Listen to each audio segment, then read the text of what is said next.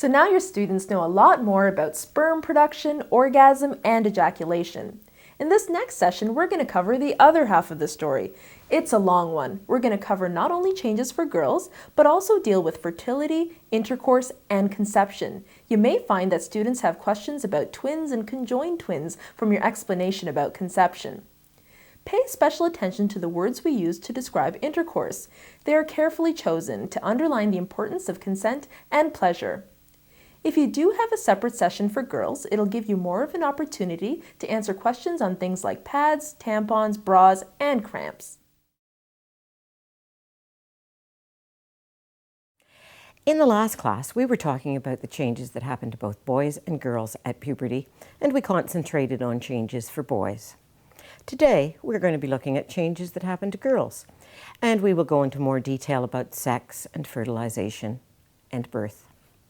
The teaching manual, Changes in You and Me, will give you details about how to do this unit, including using the felt model if you have one, when to incorporate videos, talking about pads and tampons, and other things. The amount of time you spend on body image, including weight and body hair, will be up to you. We'll talk about it briefly. You will want to talk about all the changes that happen to girls at puberty. We will be just focusing on some that students and some teachers find more uncomfortable to talk about. The hormone estrogen is responsible for the changes that happen in girls' bodies, just as the hormone testosterone is responsible for changes in boys' bodies. The pituitary gland sends messages down to the ovaries, and this can happen as early as 8 years of age. And the ovaries make the female hormone estrogen. One thing that can make girls uncomfortable and boys giggle is talking about breast development. Remember to tell the students that both boys and girls have estrogen in their body, and so boys will get some breast swelling as well as girls. In boys, it goes away after a number of months, and it's girls who keep it. Using the felt model to teach about breasts can be helpful. There are interesting things that happen in girls' bodies, including the development of breasts. And talking about breasts is one of those things that can make lots of us feel uncomfortable or embarrassed. That's perfectly normal. Breasts are such neat things, and they are caused by that female hormone, estrogen. And remember, boys have some estrogen in their bodies too. So a reminder that lots of boys will get a little bit of breast swelling when you're going through puberty. But it doesn't last. It's girls that get nice breasts that stay with them, okay? And there are some really interesting things about breasts. One thing is that a girl will probably first notice that her breast's starting to develop if she feels a bump behind the nipple. And then there'll be a bit of swelling that happens. And then she'll start to develop nice small breasts. And for some girls, the breasts keep growing and they'll become nice medium-sized breasts. And for some girls, they continue to grow and they become nice large breasts. And this can take months or even years to happen. Now, it's very common when you're going through puberty that a girl might notice that one side seems a bit bigger than the other at some time. But it doesn't stay that way. Okay. Does it matter what size a breast is in order to feed a baby? Anybody know? Yeah. It doesn't matter about size. All sizes are just fine. When girls' breasts are developing, you might notice that they feel sore at times. That's perfectly natural. And the thing that determines what size of breasts we'll end up with is mostly our genes, that hereditary stuff. Now, lots of girls as their body's changing, get concerned that they're going to be putting on weight. They're going to get fat as their shape changes and as the hips get wider. And it's important to understand that boys and girls develop different kinds of strengths. So let's say we have a guy, and if we compare him to a girl of the same height and the same weight and the same build, he's going to develop more muscles. He's going to be able to lift things that are heavier. He's going to be able to run faster. He's got muscle strength. But girls have another strength that's really important. It's called adipose tissue, and it's fat. And fat is where we store our energy. And women need energy for things like feeding a baby and child rearing, for example. And this fat allows women to do certain things that men can't, in a way. So women are better able to survive a drought, for example, or severe cold, or severe heat, or hunger. And the places that we tend to build up this adipose tissue in our bodies is on our upper arms, on our breasts, on our thighs, and on our buttocks. And these are all great strengths. So guys have great strengths and girls have great strengths. They're just different. Both girls and boys need to gain weight at puberty. Our bodies need energy, and we're growing. And we need to eat proper and get exercise and so on. But our body type, to a large extent, is determined once again by our genes, that hereditary stuff. Somewhere in the curriculum, you will need to discuss the pressures that come from media, fashion, and all kinds of sources on young people to have a certain look, which is, of course, impossible. One thing that students generally find embarrassing and difficult to discuss is the female reproductive parts, particularly the sexual parts. There are several ways you might choose to do this. In one class, it might be just fine to put diagrams on the board and do the teaching from the diagrams. In another case, you might decide that it would be better to talk about parts, write the names down, but then give a handout of the diagrams for students to use as seat work or to take homework. You will have to make this determination for yourself. The diagrams can be found in either the OFIA material or in the Changes Manual, which can be found on our website. The part between the legs is called the vulva.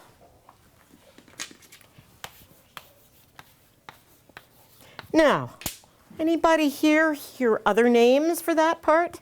Yes. Vagina. Vagina. Lots of children are taught this is the vagina. But actually our vagina is inside us. So here's the vulva. And just like boys get changes at puberty to their penis, the vulva changes for girls. It gets darker. And the lips or the labia are going to get stretchier and they're going to grow a bit larger. Some of the parts, this is the anus. And the anus is where bowel movements or poo comes out. This tiny spot here, which a girl would hardly be able to see at all if she would try to look for it, is where urine comes out, or pee. This is called the urethra. Now remember in boys' urethra, both urine comes out and semen. Girls, it's a separate place just for urine. Where the lips or labia meet is the clitoris. And on the outside, it's kind of like the size of a pea, but most of it's still inside our bodies. The clitoris, like the penis, can feel very sensitive to touch. If a girl were to touch or rub her clitoris because it feels nice, and we call this masturbation, then she might get a nice, strong, intense feeling that we call orgasm. You can add that most women who self-pleasure or masturbate don't produce a fluid, but some do. This fluid is not urine, and this is called female ejaculation. This part is the opening to the vagina, and sometimes there's a thin skin over it. It's called the hymen. Now, in some girls, it's not there at all. In some girls, there's only a little bit, but some girls will notice that there is some skin there.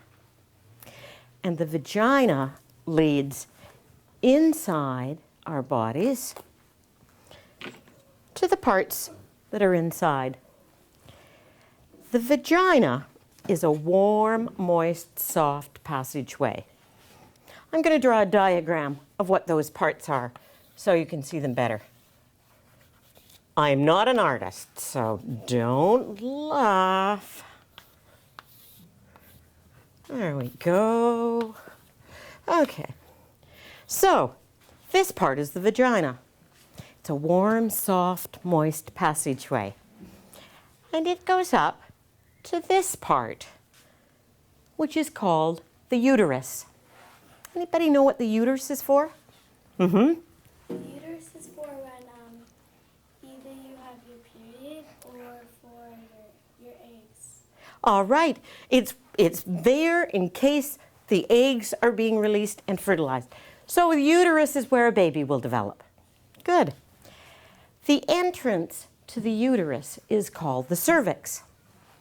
And there's an opening there where the period can come out and where a baby could come out. Another thing that the cervix does is it makes some stuff called mucus. And when a girl's going through puberty, she may notice that on her underwear is some stuff that hasn't been there before. And when it dries, it's often white or yellow. And this is an indicator to her that she's going to be getting her period sometime within the next year. These are called the tubes or fallopian tubes. And this is the ovary, and there are two of them.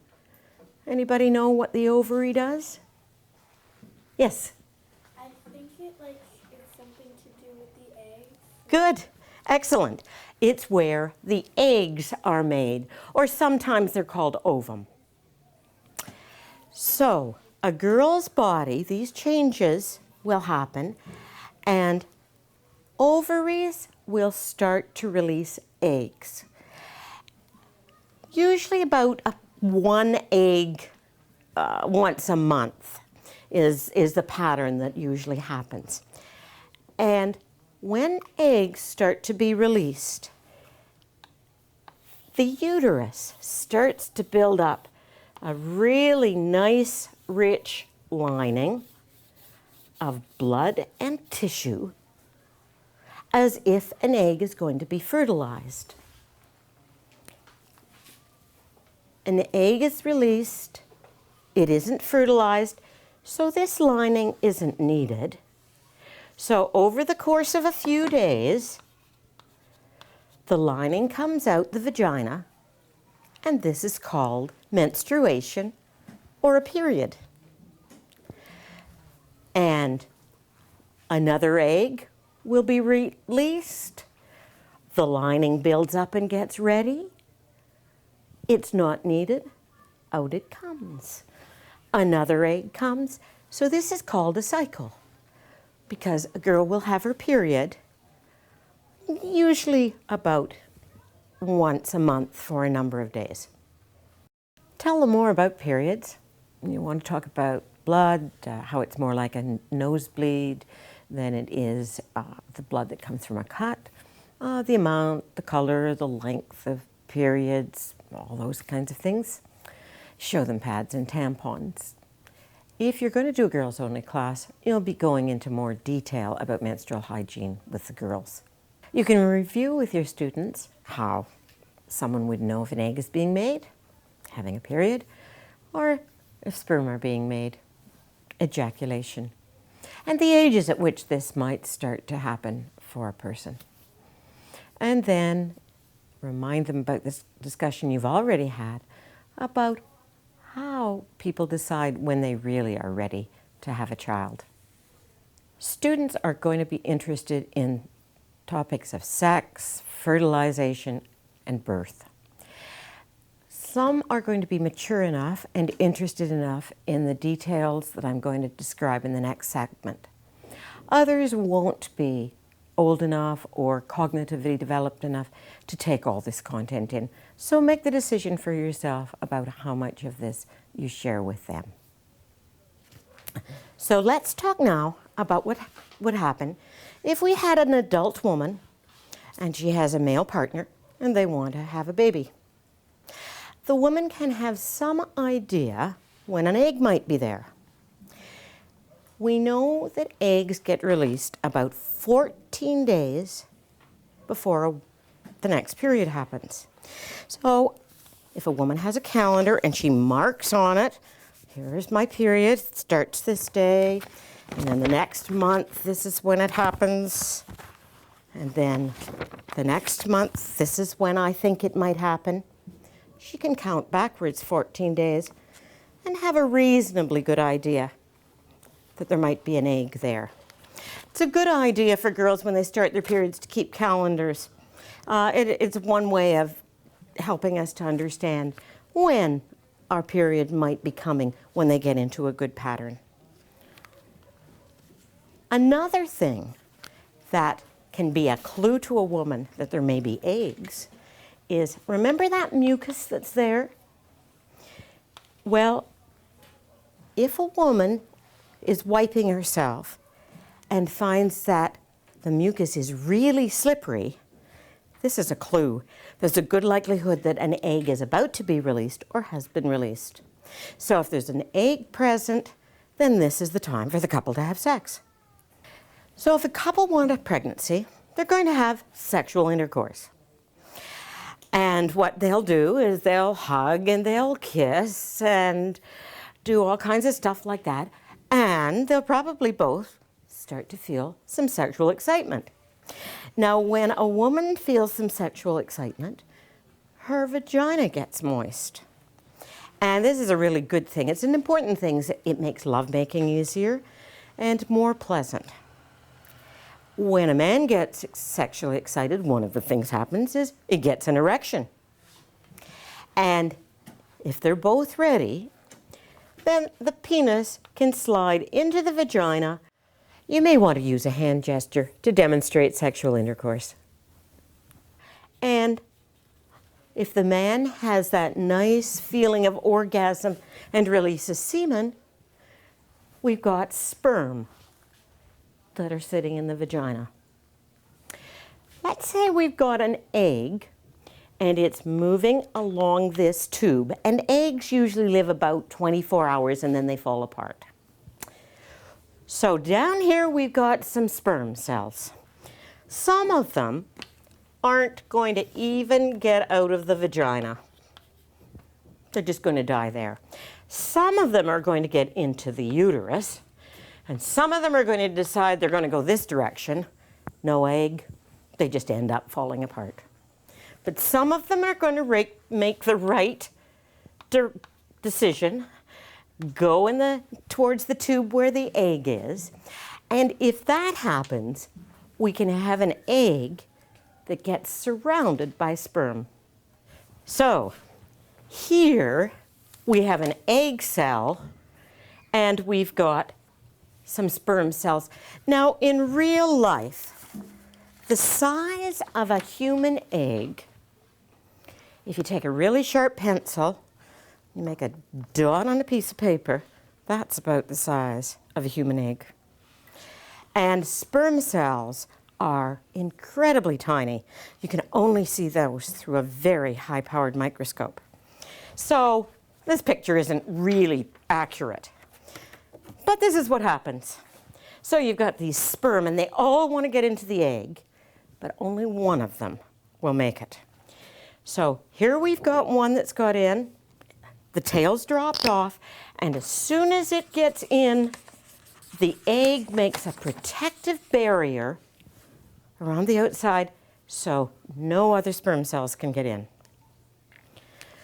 So what we have here is the head of the sperm from the man, and it has his genetic information there, his genes.